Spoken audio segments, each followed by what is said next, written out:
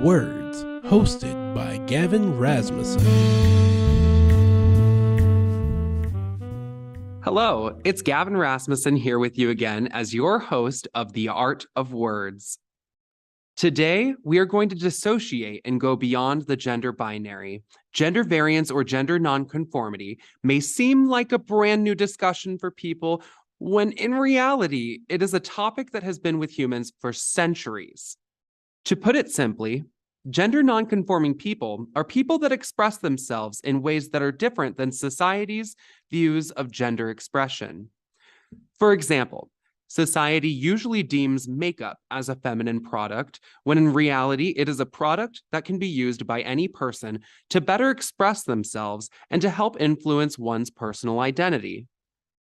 Let's listen to a passage from Alok Vaid-Menon's Beyond the Gender Binary as they explain a personal moment of being trapped in society's gender-conforming views. Looking back, the worst part is I couldn't even talk about what was happening. To speak about the violence would mean acknowledging that I was different from the people around me, which would result in more violence. I couldn't talk to my parents about it because I felt like they would stop loving me if they knew that I was different. That's the thing about being an LGBTQI+ kid. You often don't have the luxury to come into yourself on your own terms because other people have made up their minds for you. I wish that my family had been more proactive. I wish they had introduced a conversation about bullying so that I knew I could speak about it happening too. I wish that they could have let me know that this was not okay. It took me 15 more years to embrace my femininity and regain the strength to wear the clothes that I wanted to and not that society told me to. When I started wearing what I wanted to again, it didn't feel like something new. It felt like reclaiming something that I had lost. It felt like coming home. Beyond the Gender Binary by Alok Vaid-Menon. Gender is a multi-layered topic, but gender identity itself relates heavily to our mental health. When a person comes to question themselves, more specifically their gender, it can often lead to a feeling of losing oneself. With the right resources, one can push through and reflect on this feeling of dissociation. A poem from Alok Vaid-Menon's Your Wound, My Garden. People often ask me what it was like to grow up in small-town Texas. Truthfully, I don't remember. When I look at childhood photos, it's like I'm looking at someone else. The only evidence that I have that I was real is other people's stories.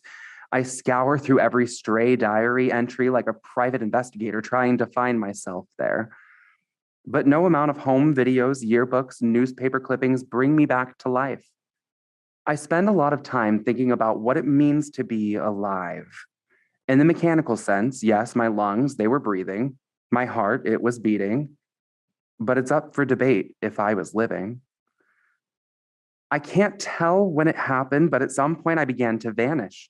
It's like I was watching my life from the sky as an omniscient narrator. It wasn't, I am hurting. It was, look, they hurt this person. Nothing that happened to me happened to me. I became the apostrophes themselves, floating above, always at a distance. I learned how to exist in two places at once.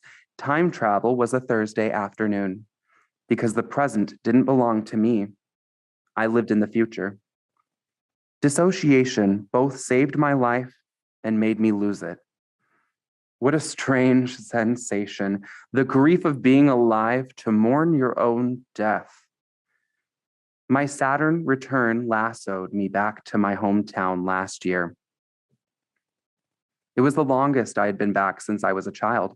Morning after morning, I would wake up and look at the same godforsaken ceiling. Sometimes I would take long walks, hoping that it would all come back to me, that I would come back to me. A sudden flash, like in the movies. It never came, but I can tell you what did. I didn't find me. I forgave me. In one story, we dissociate because we're broken. In another, we do precisely because we want to heal. My body fought for me before I could. It innovated and insulated me, creating the space for me to daydream myself into existence. I can't pinpoint when it happened, but I began to plant gratitude everywhere in myself I felt shame, filled lack with love. I may not know what I lost, but I am here to feel it. For the first time, not I, experienced this pain. Thank God, my beautiful child, they gifted me the ability to feel. I hope you take this time to reflect on your own identity, for questioning and reflecting in oneself is a tremendously helpful way for a person to grow. Be sure to tune in next week as we read poems collected by children during the current COVID-19 pandemic, a collection published by Christina Barron from the Washington Post's Kid Post. This has been The Art of Words, hosted by Gavin Rasmussen. If you'd like to leave suggestions, email us at ewcfacts@gmail.com. That's ewcfacts@gmail.com. This has been an EWC Communication production.